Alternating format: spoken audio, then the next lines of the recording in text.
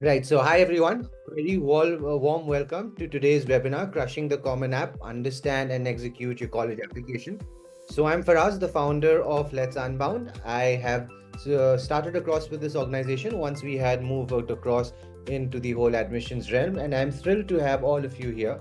Whether you're just here getting started with your, let's say, college journey, or really feeling overwhelmed by this whole Common App maze, you're in the right place. Along with Common App, you'll get some bonus information or information as well over the other US platforms. In the next 60 minutes, we're going to simplify what seems like a very complex process from essays to activities to recommended strategies to submission tips. We'll really just break it all down for you. This session isn't just about understanding what, it's really about mastering the how. You leave with clarity, confidence, and really clear next step to take. So really go out, grab a notebook, clear out your distractions, just put your phones on silent, have a pencil so you could take as many as possible. One quick note, we'll have a live question and answer session at the end. So jot down your questions as we go.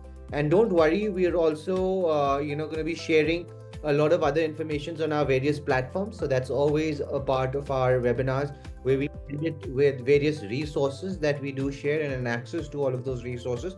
So don't worry in those terms if you're not able to take in a lot of these notes. You can still access the information that I'll be sharing with you through various platforms that I'll also give you access to that portal towards the end of our session.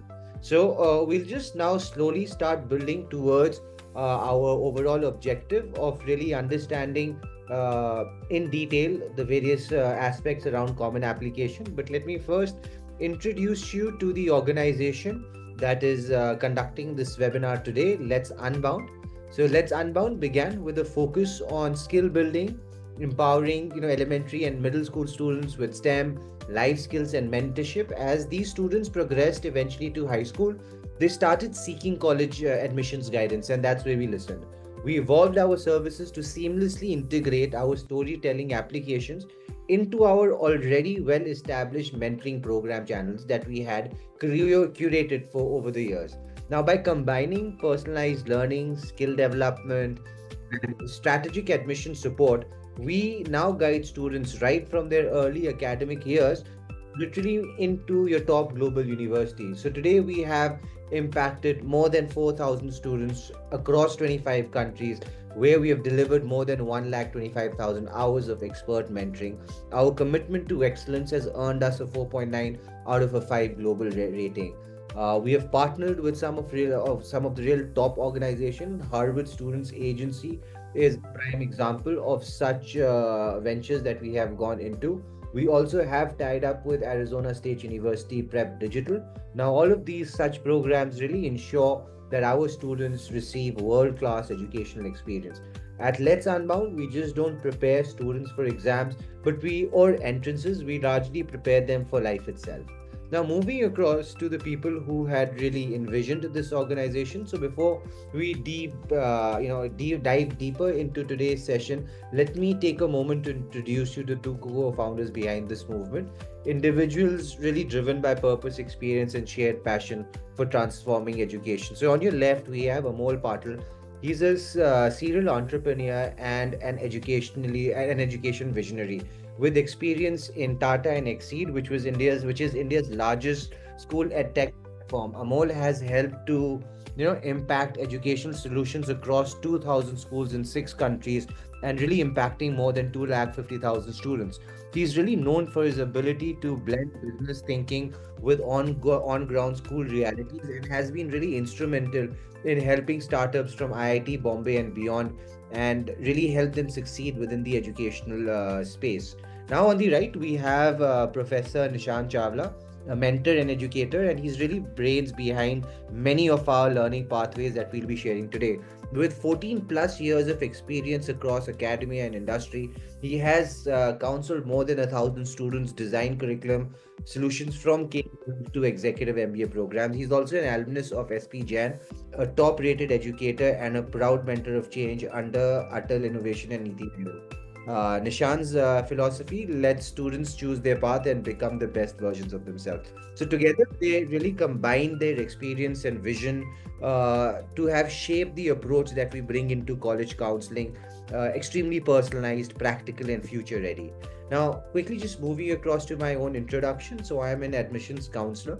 I have done an MBA from Symbiosis, SCMHRD Pune, and eventually I did consultancy across industries as automotive, banking, and eventually worked with education sector as well with brands as Crimson Education and Added Education. Both of them are international players when it comes to helping students with admissions abroad. So that's the overall introduction of the people within the webinar today.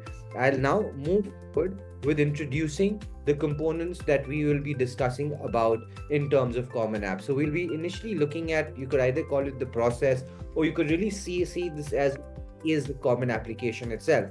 From there, we will move across to the narrative. What do we really, what do we really mean when we say the narrative behind an admission? We look into the Common App process itself. We will see the weightages by admission officers.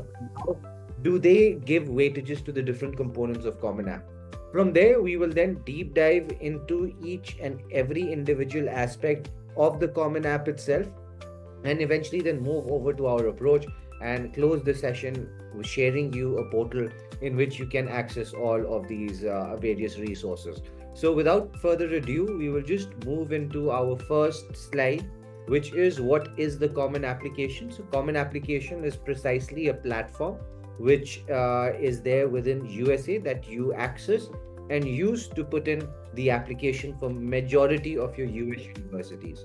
Now, a Common Application is not the only platform. It is one of the most prominent. You can make 20 applications through the Common App. And along with Common Application, there are a lot of universities where you could just directly apply into their own portals. Along with that, you have a set of universities that do not use Common Application as a portal.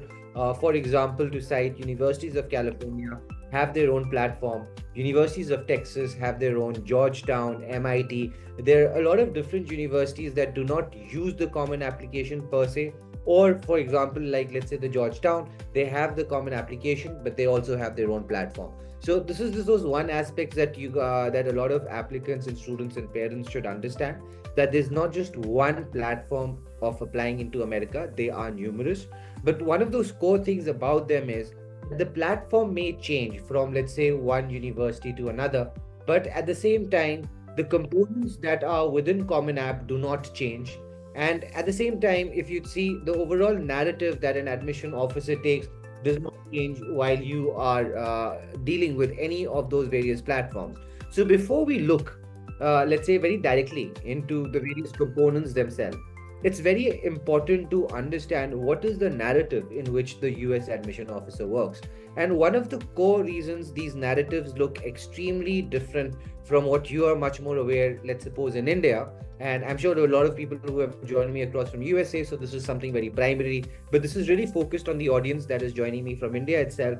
It is, how is this admission process differing from the Indian one that you largely know? One of the core differences is the declaration of major is not mandatory within Common Application or majority of the platforms, or let's suppose all of the platforms that you would be using to apply to US universities. So the statement that it is not mandatory to declare a major across all US universities regardless of the platform is very much true. 30 to 50% students do not declare a major in their applications. These students typically use their complete profile, their personality to get through with the application and the admission. They use the first year for different electives from sciences to arts, and eventually in the second year would be declaring their major. But for the reason the system allows students not to declare a major, the system is designed to function in a way where your profile is never going to be selected purely on a basis that, for example, if you want to do computer science, you have shown projects in computer science. Within USA, the narrative of admissions, as you can see on my screen, really goes across to say a well lopsided profile. Now, a well lopsided profile is very different from a well rounded profile, and I've largely seen a lot of counselors make this mistake of saying that well lopsided and well rounded is the same. There's a very slight difference, and that one slight difference really changes the whole aspect with how an admission officer is looking at your profile. So what well lopsided means is that there is a lot of participation in different areas, which is creating, almost that rounded kind of sphere. But at the same time, there are a couple of activities in which there is an extreme or an increased intention. There's an increased participation, engagement, enjoyment in certain areas, which is creating that lob. So that when lopsided means that you're showcasing a profile that has got strengths in, let's say, one, two, three, or four areas in which what we call your capstone projects, and at the same time you have a participation in various different activities. Now, going back to the part when I said it is not mandatory to declare a major, so wherever you're showing strength does not have to be related to your major. For the reason, it is not a common occurrence in every application in US that it will have the major. So keeping the system equal for all, there is never a system in which you're doing activities in this major and that will count for extra. So this knowledge is extremely important for you to understand before I would be really discussing over now in the next slide the various components of common application. Now, first, I will just go through the common application itself. And as I've said, that this session will include a lot of bonus points. Those bonus points being that we will talk a little bit more beyond the common application to those UCs, UT systems. And you'll also overall understand that if, let's suppose that is your, overall focus. So, all right, let's break down the entire college application process really step by step. And this slide is really going to act like a roadmap for you. So it's going to be easy for you to recall all of these activities. So first, let's again clarify this one other aspect. The Common App is just one of the platforms students in USA use to apply to US colleges, and it is one of the most popular ones. It allows you to apply up to 20 colleges at once. But as I have said, not all top universities are on it. Universities of California, the US UC system, has its own platform. You can apply to all 9 undergraduate campuses in one go. Along with that, you have got universities of Texas, the UT, which primarily use the Apply Texas. For example, as MIT and Georgetown also do have their own unique platforms. Despite these differences, the core components of these applications are nearly identical, and that's what we're trying to decode here. So we really start across from the left of your screen where you see the academics part, which is really defined by your SAT and ACT score, and very largely if required. There are also a lot of different colleges within the Common App that are SAT blind. There are some are SAT optional, and this is where having pre-information about which university you're applying, why you're applying, what are its SAT requirements, very important to understand. And thus it's very important to understand this component right up in grade 9 itself, because beyond your SAT scores, you're going to be putting in your grades from grade 9th to 11th. It's not a system where you just put your grade 10 score and your grade 12 score. All of your results from 9th to 11th become very relevant. And that's where we are always pushing on that fact, try to start early as possible. Now, along with your grades, you also have your grade 12 score. A lot of colleges would request you for an English proficiency test as IELTS and TOEFLs, specifically for an international student and from a country where English is not a primary language. So this is what colleges really use to judge your academic readiness. But as you will now see, this is just the start. It's just the tip of the whole iceberg. Now, moving from your first aspect, the second one, extracurriculars. So next up, we move to your activity section, where you list up at least 10 activities that showcase who you are beyond the academics. These could be academic, clubs, sports, music, internship, community service, very important in majority of the applications, or anything that could show consistent involvement and growth. This section really gives the first glimpse of your personal story. The theme of who you are starts really taking shape in this document. Now, different platforms have different aspects. So once we will go in depth of your extracurriculars in that specific slide, I will also explain it for the different platforms. Now, moving into the second part that you will be describing beyond those 10 activities are your personal statements. So this is now really moving into something more deeper with your activities. This 650 word essay of the Common App, or let's say the personal statement questions as it's normally seen within the UCs, they're called PIQs, really gives life to your activities. So it's often said your personal statement really grows out of your activities list, or should be really looked in that kind of a manner. So what has now started as a list from those activities has become a narrative. Your why, your values, your evaluation is now being more described around a complete essay. So that's why sometimes it's also referred as a Common App essay, sometimes it's just called a personal statement. Now, moving to supplementary essays, after that comes the college specific essays. These are where your personal narrative starts aligning with the college's narrative. So if your personal essay is about curiosity for social impact through tech, and you're applying to UC Berkeley's EECS program, this is where you'll show how that interest fits in the offering of culture. Now, if you're applying into a Harvard, you're talking about leadership. If you're applying into an MIT, you're talking about that effect from social sciences and humanities. Stanford is looking for impact and innovativeness. So just to even show you in a quick way, once we move across to that major essay section, I'll show you a few examples from Harvard, from Cornell, or from those various universities, where you'll be able to understand how these various essays are typically formed across. Now, moving across to your letters of recommendation. So then comes the only piece of the puzzle that you don't write, your letters of recommendation. Now, ideally, you submit 2 letters of recommendation, and here's the magic. A stronger LOR should be so specific and so personal that you could read it without the student's name and still know who's exactly that's been written for. So LORs are really a powerful document that is really there to bind the whole application together, giving outside credibility to everything that you have claimed about yourself in those activities, in the personal statement, and in the essays by using these letters of recommendation. So finally, you come over to the interviews. Often this is conducted with an alumni from your specific countries. This is also optional at many schools, but very highly recommended that you are preparing for this from day one itself. Now, the key dates. So let's wrap this section with the timelines that are extremely crucial. 1st of November is typically the deadline for early action and early decision deadlines. Early action and early decision. Precisely just point out the part that at this stage there are not a lot of applicants, so there's a higher probability of admission. Along with that, the action and decision, how do they differ from one another? Decision is a binding application. So if you're accepted through an early decision, you cannot revert on it. You have to go to that university. An early action application, even if you're accepted, you can reject it. And that's the whole binding difference between early action and early decision. And the time frame is 1st of November of every year. Once you're in your grade 12, 1st of November will be your first deadline. Moving on, 1st of January becomes your regular deadline. This is when most of the applications will be moving here. Also including your UCs and UT applications are much more closer within that January time frame. And then from January till April, that's when students really receive their decisions.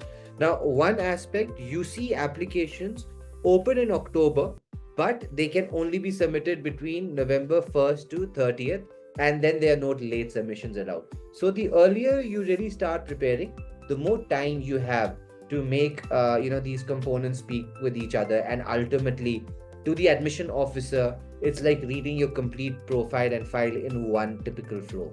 Now, this is how you look into the UCAS application from your side in a very brief view.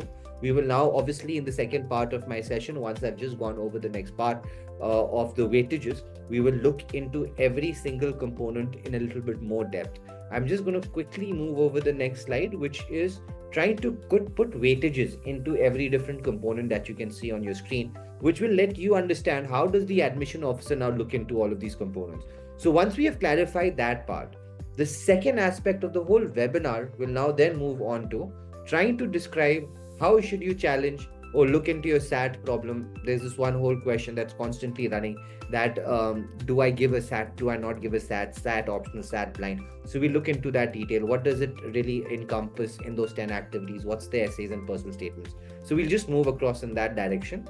But first, as I've just said, we will just want to first see how does a US admission officer put weightages to the different components of this whole journey.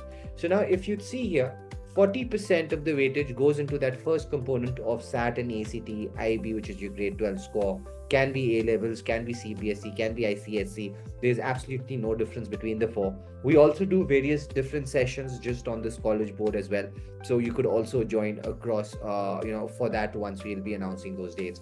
At the same time, as I'm saying, those different components within SAT and ACT, just a quick filler here. Next weekend, we will be talking in much more detail just on SAT and ACT and on these various examinations.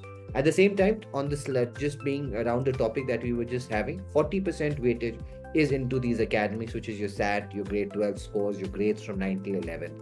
If you really divide it amongst themselves, your entrance exam goes down to 15%, your grade 12 is another 15%, and your grades from 9 till 11th is another 10. So your academics only accounts 40% if you're aiming for a top college.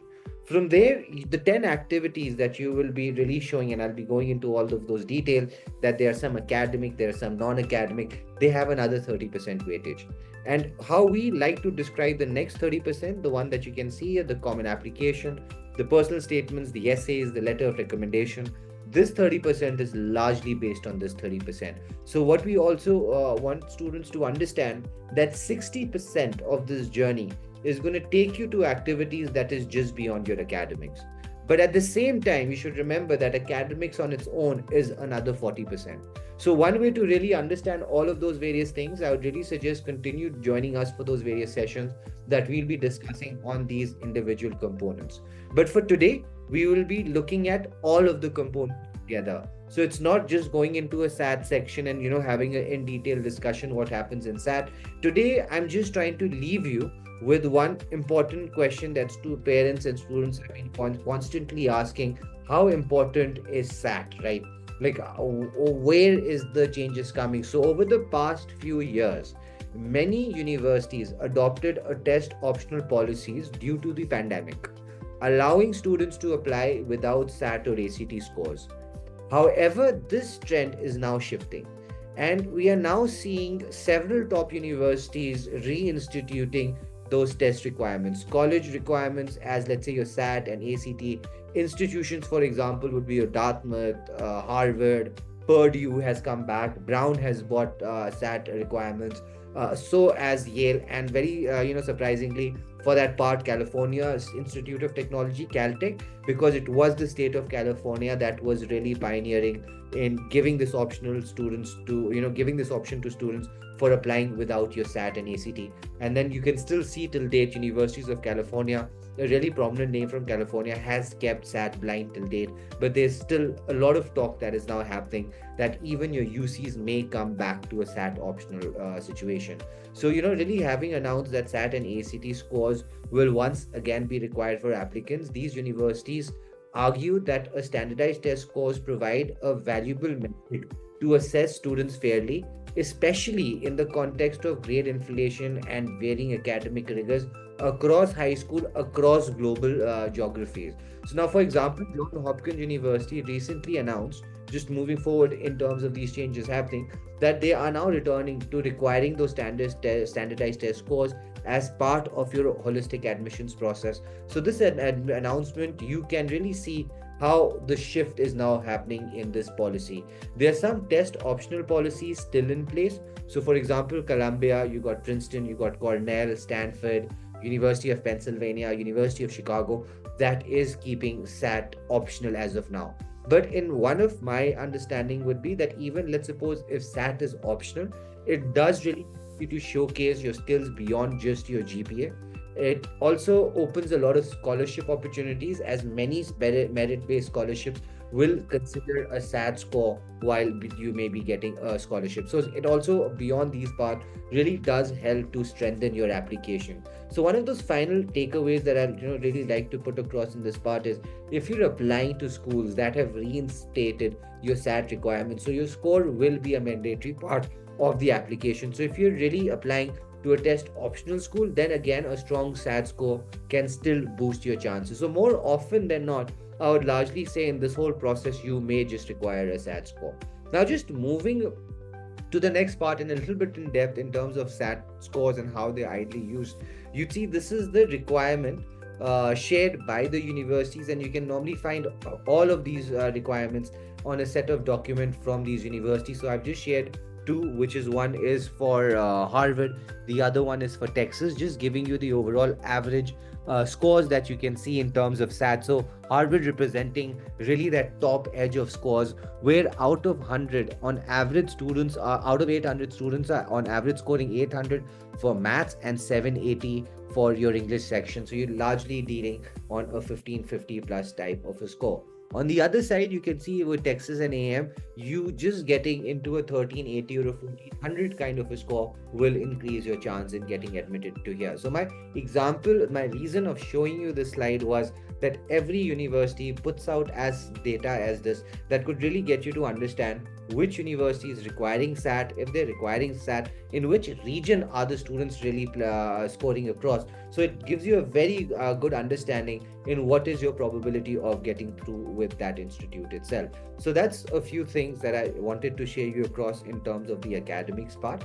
Now we will just move in to your activities. So this right here is one of the most important and often, I would say, misunderstood section of your complete application, the activities list. We often think that essays as the place where your real story begins. But actually, your story begins here with these 10 entries. Each activity is really a clue about who you are, about what you really care for, and how do you spend your time. So let's align this with the first column that you can see on your screen. Why does it matter? These activities form the foundation of your profile. They subtly introduce your narrative before even a single essay or even the first line of your personal statement has been looked across. So think of it this way: if your application were a movie, this section is really your opening scene. This sets the tone for everything that follows. Now, what does it cover? Academic, non-academic. In the second and third columns, we have really broken your potential activities into two broad types, as you can just see on the screen. You've got academic, these could be your competition, research projects, summer programs, advanced courses, and internships. Anything that adds to your depth, to your intellectual pursuits, can be put across to your academic list. Now, as I'm just seeing, as now you can see on your screen, the non-academic, your community. So it's just as valuable. These are aspects that, as I was just saying, community service that may be included. You could also include sports in here. You could think of aspects around arts, music, leadership roles, public speaking, and even, let's suppose, family responsibilities in that way can become a very cornerstone in all of these activities. Now, moving across, remember one of those very important things. It's not really about how prestigious that activity sounds. Just showing across Trinity grade 8 is not its own part. It's really about how authentic, consistent, and impactful it has been for you. And that's the level that you should be asking yourself. Now, how is this really communicated in those words that I'm saying, and very specifically consistent and authentic and impactful? So whenever you put in an entry, with every column, there are a few things that you need to put across. So you get a space for a title or a role. So for example, founder of an economics club. Then you've got 150 character description. Then you need to put the grades from which you have been participating. And finally, as I was saying, how do you really show that consistency around it? You would be adding the time commitment that you had with that every activity. So you write there that how many hours a week do you do it, how many weeks a year do you do it. So this isn't just about listing things. College want to see even the depth and consistency that you have been doing. They want to know how long have you been committed to this, how much effort did you put into this, and what kind of impact did you have with these activities. So that's how you need to do. So one of those tips that I'd like to leave you with: always do these selections in a 3-step way.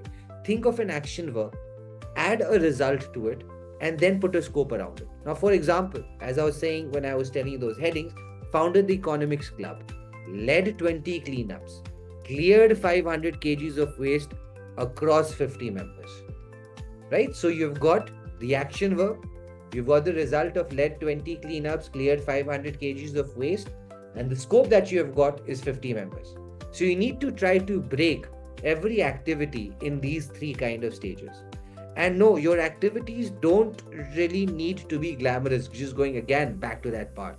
What matters is authentic effort, and whether what you are really telling really creates a story around your values. So, also, where possible, group your activities around a theme. It makes the application feel much more cohesive. So, if there's things within your extracurriculars beyond, let's say, community and social service, try to bring them as a sense within community service as well. So that is one of those core aspects that you need to see. But now, one going back, as I had promised you, when we'll be looking into all of those different components, as we just did with the SAT, where SAT was required, not required in different universities, we'll also now look into the different platforms when it comes to these activity lists. So let's now expand this slide, because this structure exists not just in the Common App but in other platforms as well, and there are slight differences. So now Universities of California doesn't just give you 10 activities to put out. It'll give you 4 categories as well. So you'll have a category of extracurriculars, you'll have a category of volunteering, community service, you'll have a third category of work experience, and you have a fourth category of awards and honors. But on the other side, within Common App, you can just select the 10 activities that you may want to put across. Within UCs, they're split into 4 categories itself, where each response allows you approximately 350 characters, and there is no overlap allowed between categories. So you need to be very clear and intentional in how you'll be looking at these activities. Now, just giving you a quick overview in terms of universities of Texas, the Applied Texas method. So UT is much more narrative driven. You'll describe your leadership or volunteering or extracurriculars and employment in a slightly longer form. It is not assembled as Common App or UCs, but your entries need to be cohesive and well written. Now, moving to another platform in terms of MIT, it gives you a little bit more of open-ended spaces to talk about your activities. They're interested largely in your voice, your motivation, the personal engagement. So don't just describe what you did, but really reflect upon those activities. So you can see there, it is still the 10 activities that you're talking. It is just the way you're going to be representing them on different platforms may be a bit different from one another. So regardless of the platform, your activity list is not just a record of what you've done. It's really your origin story per se for the people who are really interested in your trilogies. The base layer from which your personal essay will grow out. It's how you show, not just tell, what matters the most to you. So let's make it always count, reflect, simplify, and most importantly, let's speak only the truth, and let's only speak your truth in that aspect. Now we will move to this section. Now, how we like to describe it, this is truly the heart of your common application, the personal statement. It's your one chance to speak directly to the admissions officer, not as a GPA, not as a score, or let's suppose as a list of activities per se, but as a real person, someone with depth, let's say self-awareness, and very, very importantly, a story to tell. But here's where the twist comes. Don't start from scratch. You already have put the seeds to your story, your activity list. I've always recommended, students to write one short reflective paragraph for almost each activity that you have entered using a couple of guideline questions. There's some guideline questions that I could share with you today, but it's not really restrictive to say that these are the only ones that you need to use. For example, if you pick up an activity within sports, within music, within any of these areas, you should ask yourself, why do I do this? What initially drew you to, do it actually? What does it really say about you? You move on to another question, would be something around, let's say, how has it impacted me? For example, what skills or values have you developed through it? You try to also look at it from an angle, how has it impacted others? Did you create change, or let's suppose help a cause or inspire someone? And at the same time, you should also look in your activity and see it from this perspective. How has it changed my view of the world itself? Did it shift your perspective, challenge your assumptions? Did any of these activities happen? So you look into all of your activities from that specific purpose, as you can also see on my screen. These reflections are then your raw materials. Each one is like a brick. And when you begin crafting your essay, you already have the bricks to build something powerful, thoughtful, extremely personal, and really layered with meaning. This process also takes the pressure off because you're not just waiting for grade 12 to find your story. Instead, what you're doing, you're starting to reflect on this, start to behave like this as a reflective journal, even in your grade 9s or your grade 10, and consistently revisit it after every 6 to 8 months. So by the time your application season comes around, you won't be scrambling. You already have multiple versions of an honest, a multiple insights waiting to be shaped into a personal statement or a final essay. And once you have done the inner work, go and read. So this is how I say. So for example, just now coming back to that grade 9th or 10th level. So once you have created all of those bricks within the personal statements, what you then need to do is go and read a few successful personal statements that are available outside. And the idea is not to copy them, but to really observe how students make a small story, for example, a moment, a challenge, or a curiosity that turns into something extremely emotionally resonant. So now let's quickly talk about those various different other platforms as well. After I've given you, as I've just given you that aspect on personal statement through the Common App purview. In terms of University of California, there is no single personal statement. Instead, you respond to approximately 4 out of 8 personal insight questions, with each would be capped at around 350 words. These are more structured and theme driven, but still offer enough room to tell your stories in chunks. Think of them as 4 mini personal statements per se, in which you're answering, any choice of your 4 questions.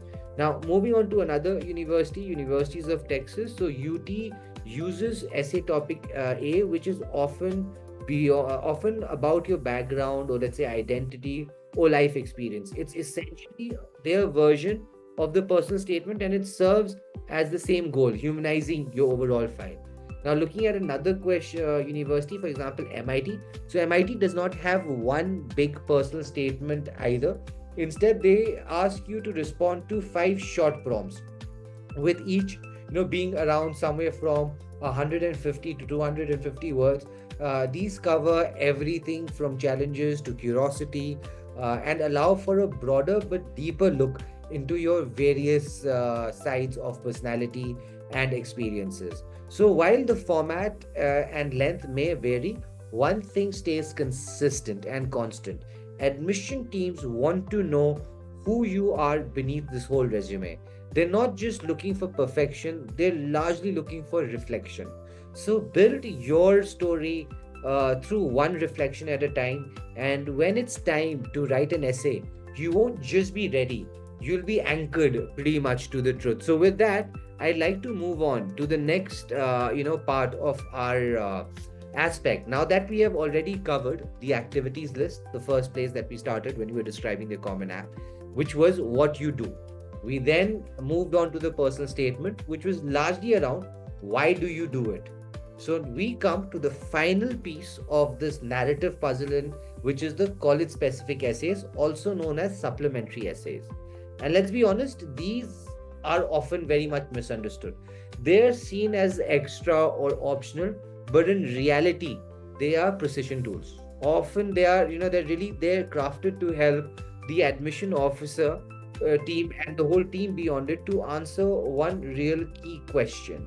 Is the student not just a good applicant, but also the right fit to their college? So let's start with the basics. Most top colleges will ask you for 2 to 3 supplementary essays.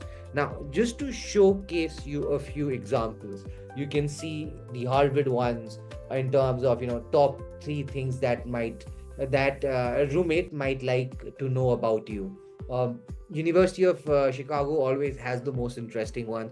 For example, there was this one: find X, the elusive goal of mathematics, but with no context. What is X and how did prospective University Chicago students find it? So that's just to give you a quick look at these various essays. Now, we'll just move into this part. What brings us is that as you can now also see in that Venn diagram, the yellow circle is your narrative, your passions, the value, the vision. Then the blue circle is the college's DNA, their programs, professors, mission, and culture. Now, where these overlap, that purple zone, That's where that perfect supplement lives here.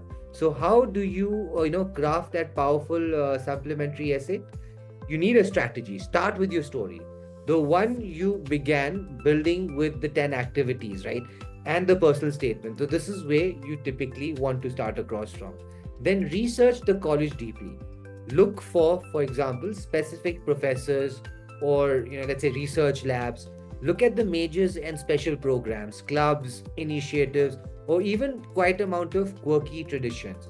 Then your second thing should be connecting the two. Where does your journey naturally continue onto their campus?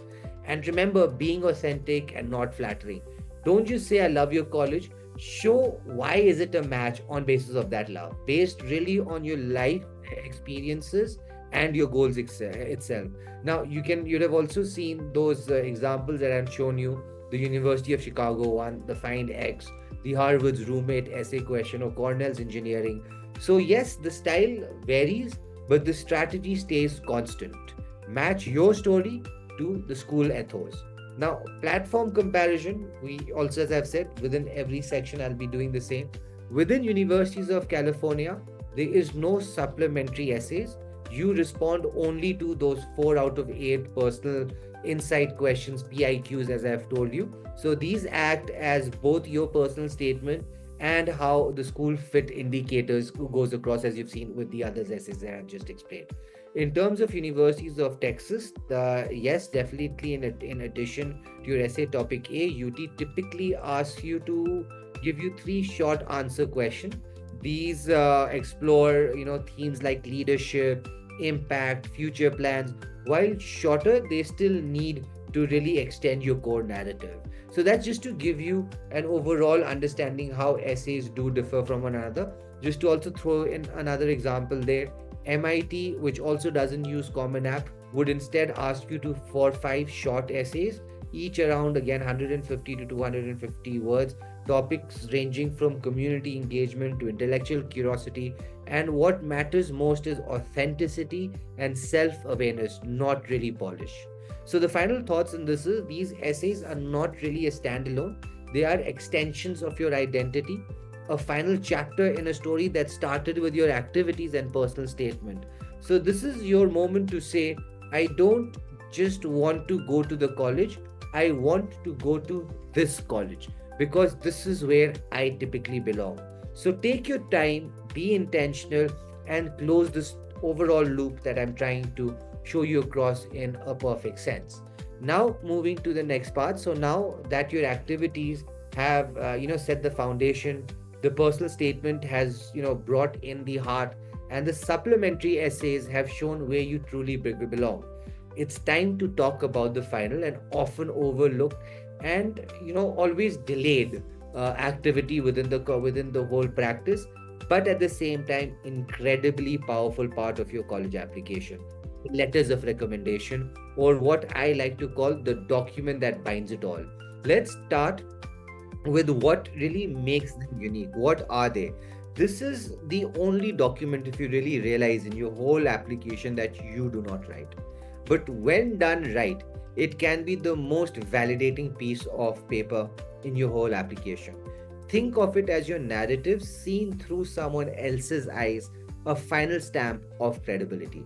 Admission officers often read your LORs last as a way to really check, does this student story hold true from an external point of view. So if your application is a story arc, the LOR is the final chapter. It should feel like a teacher saying, yes, everything you just read in this file, I've witnessed it. And the best ones are so specific, so personalized that even if the name is removed, the reader could still feel, this is the student per se that who stayed back to tutor juniors, the one for example started a climate initiative, the one who questioned everything respectfully or curiously. So that's the kind of thing that we are looking at. The LOR flow that you can see on the right side of the slide, you really start with the activities, the what, you move on to the personal statement, the why, then comes across the supplement, which is the where and how you fit, And finally, you have got the LOR, which is the validation loop. So eventually, this is how everything closes across. Now, before I move on to our approach, just leaving you with this with one aspect. How do you really go out and create those right kind of relationships? So, step one is identifying the right teachers. Pick teachers who have seen your growth, who grow personally, right? Not just typically within your grades. Step two, you should be building a relationship through contribution. So be present in class, obviously asking questions. All of those things definitely help. But beyond your classroom, ask your teacher for which book to read, which documentary to watch, right? Which is then that third recommendation. This recommendations is how you help to create your brag sheet in a very subtle manner. So what you do is you ask your teacher for a recommendation, a book, or documentary, and then you submit back a feedback. In that feedback, you should write the narrative in which you want to come through. Along with taking recommendations from your teachers, whenever you do a course or competition, recommend it through them, not recommended through them, make sure that you inform them about the success in any of those activities. Step four should be then document progress every 6 months. So keep in touch, share updates, and constantly ask your teacher, is there a way that you could give me a written feedback for my last 6 months? So the key idea here is a great LOR doesn't just praise you. It reinforces who you are, what you have done, and what you'll contribute to the school community. So the idea is then trying to feed this activity to the school teacher in that right way. Now we will look into those various universities. So firstly, Universities of California does not require LORs by default. The entire UC application is self-reported essays, academics, and activities. In very rare circumstances, they may invite a letter later, but it's not part of the standard submission. Now, moving across to Universities of Texas, again, your LORs are optional. You can submit one teacher's recommendation if you feel it adds depth, but it's not really as required. MIT, on the other side, may require two letters, one from a STEM teacher and one, for example, from a humanities and social science teacher. This balance helps MIT to evaluate both your academic range and personal qualities. So now the final thought here, if your essays were, really there speaking to the admission teams, then your LORs are your teachers backing up every word that you just said. They don't just close the loop, they seal the deal. So even though you don't write it, you still are the author of its content. Through your actions, through your consistency and the relationship you build, you're going to get the right kind of letter of recommendation. So one of my major concepts in that light, do make sure that it does count to its best. Now, quickly moving across to our approach, how do we look and work with students in this whole admissions journey with kids coming across from us from 8th or 9th? One of those key inputs that we have seen once we have seen through these key inputs that we get from parents and students is that that 93% of the students largely know about just 7 career opportunities. Parents and students both really struggle in this whole complex admissions and that common aspect that I was just showing you, trying to explain you. A lot of you may still be saying that I do not understand every single component individually, which is very natural. The whole purpose about today's session was to tell you about that these are the components that exist. I hope as many of the people that should have taken notes, you now at least know the headings. Now from here, what you could do, I'll be obviously at the end of the session sharing you those various resources that you could use to have a written aspect about what I've also said, in which you could then use one of those words and also Google them at the same time and try to find this all about. Or what you could also do is start working across in terms of Let's Unbound, where we do start with a psychometric test and we try to understand inclinations, we try to understand all of those aspects and go across in building every component of this application right from day one. So what we do is with kids from grade 9, we help them to explore interest, we help them to build their strengths, we make them join clubs. And at the same time, if you see here that point, the point that I've written here, the personal voice, the introspection, that's that thing that we make them write those personal statements, one after the other in every 6 months, that you're preparing for that in that right way. In grade 11, we'd be helping students for selecting those subjects and the courses that need to go through, selection of your major capstone, within grade 11 around November, December, help you with your standardized test, and then move across to conclude your personal statements just at the end of your grade 12, end of your grade 11, when the essays are being launched from those various universities. So at the start of your grade 12, you're immediately moving across to initiating your essays and closing the activities that need to be shown across to that application. So by the time of September and October of every month, you're only going through the last drafts of your application.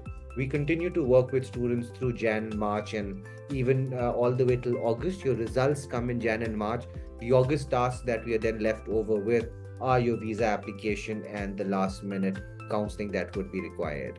Now, just to showcase the activities that we do, but in three specific pillars. So, we divide our work in one pillar in terms of academic and test prep, your SAT, PSAT, AP assistance, and then moving across to profile building in terms of leadership, clubs, sports, hobbies, passion projects, and then eventually your admission prep. So, this is how you can look into this whole journey, specifically dividing your activities into three different columns. Now, just also want to share a couple of success stories with you. This is a student that I had personally worked across with, who had then journeyed himself into Dartmouth College University with a real stellar score of 1550, and he had won an essay competition at Oxford. He was a national level basketball player and founded an NGO to combat food insecurity. So you can see it's an overall profile that is being put across here. It's not just the grades, it's not just the academics, but it's the right mixture of internships and competitions and sports and music that has really got him across to that admit. The same time of work that you can also see with another student that went across and got admitted in Rice, where the work is moving from MUN to various NGO work as well, and in terms of women in leadership category, and at the same time has done various works that could show that well-roundedness and the well lopsided. Now, just moving across to the resources that we generally share at the end of all our sessions. So, masterclass, our sessions like the one that you all have just attended, we help students in understanding different components of admissions itself. So, for example, now the next weekend that we will be conducting at the same time, we will be focusing in extreme depth about SAT and ACT as a whole webinar. So, if all of those students who are thinking that I still have heard about SAT or ACT but have not mastered or understood this topic, do join us across next week. We will be going in extreme depth with SAT and ACT. From the following week, we'll then move over to the next component of this application. We will just focus on those 10 activities. From there, we will then do the third one, where we'll just focus on the essays and personal statement. And eventually, we will cover up all the way till letters of recommendation and how to select universities. So these master classes will be conducted every weekend, going across different components of this application. Now, you could also use the QR code at the bottom of your screen. This is the resources that I was talking about. Whatever I've said, there are a lot of newsletters that we have printed that is just giving you this information again on a different medium, a written one, in which you could use to further your understanding and information. Along with this is another, these are the two mediums that we use. So on the left of your screen, those are those various podcasts that you could join across. It has the interview with that student that I was mentioning about, the one that was admitted in Dartmouth, really explaining his journey to admissions itself with one of our co-founders, Nishant. On the right, you can see an opportunity to join, like-minded students through your WhatsApp community that you could also use across.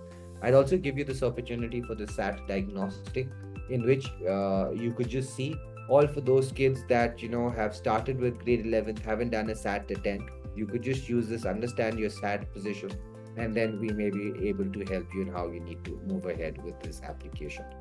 Lastly, just leaving you with this QR code that would allow you to register for a one-on-one session, in which we could then take all of this information and put it on a much more personalized level for you to understand, and really understand how does this journey really affect you on a personal level. Now, as I had said, that the questions and answers session would be taken right at the end. I have concluded the presentation that I had intended for today. I can give the next 5 to 10 minutes for any questions that you would like to put across. And I'm just using the chat section currently to get this information across from you. Right, so I'll just leave this open for a few more minutes You could either just use the QR code to get connected for a one-on-one session, or you could just drop a few questions onto the meeting chat for me to reply across on.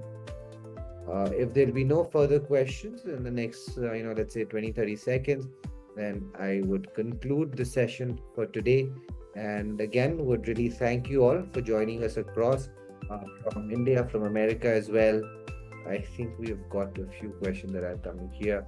Could you share? I will just have our team get in touch with you so we could share specific parts of this session. Otherwise, what I'll also suggest to you, you can see on your screen being changed. Just scan in to just do a scan of the QR code at the bottom.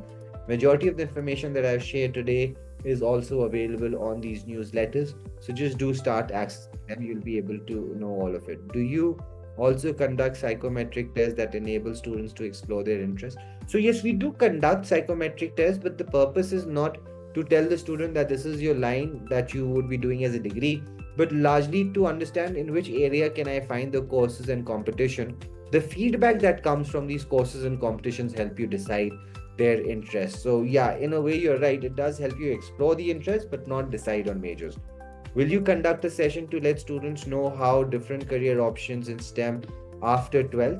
No, I could do this as a one-on-one session with you, Madhu. So one of my suggestions would be if you could just use the QR code at the end and get connected so we could have an in detail discussion of the question that you have. What is the frequency of interaction? Largely depends on which grade we're talking about. It does vary from grade to grade. Let's say students in 9th or 10th would be largely meeting once or twice a month. If you're in some crux project, it goes up to 3 to 4 times a month as well. And during your application phase, definitely 4 times a month. There's no lower or upper ceiling in that. So I'd also suggest that beyond the time that we meet, there's also more that you'd want to understand in which we work. So do use the QR code on your screen to connect with us one-on-one. You'll be directly connected to one of our co-founders who will, assist you on this journey. So as I just again for that repetition, if you'd be able to join here, we will then give you further much more clarity on this process. Does this include subject matter doubt clearing session? So when you mean by subject matter clearance, I'm assuming subject matter being subjects from school, or are you referring to subject as a different thing? So I just give me a second, Vijay. I will make you the co-host, and now you can unmute yourself and you could really vocalize your question. So if you could just unmute yourself, Vijay, you could also ask me the question so I'll be able to understand when you say, does this include the subject matter doubt clearing session? Yeah, so my question was related to sometimes, depending upon the subjects that are being tested, either as a part of the school's board or as a part of the common tests that are there. Some tests some kind of questions may not be covered. So if a student needs to understand about those, is that something that Let's Unbound also helps? Or If I've understood right, what you're saying, your subject tutoring in terms of the subjects. Yes, we do give you assistance help in that. It rather sometimes depends. There's students that take direct help, or there's some students who look for it as outside as well. There are both situations depending, preferring an offline one or an online one. So dependent on the requirements, but yes, we do give you assistance in that. Or let me say we give you solution in that. That would be the rather much more accurate answer. So, it could be one of two also, that whether it is done by Let's Unbound themselves, or whether they give guidance that these are possibly good sources from where you could, get help in these areas. And normally when that happens is that those good resources are want to be a face-to-face kind of interaction. So that's where we give them that aspect. I hope that helped the answer, the question. Yes. Thank you. Thank you. Right. So if there are no further questions, we'll just now conclude the session for today. Thank you.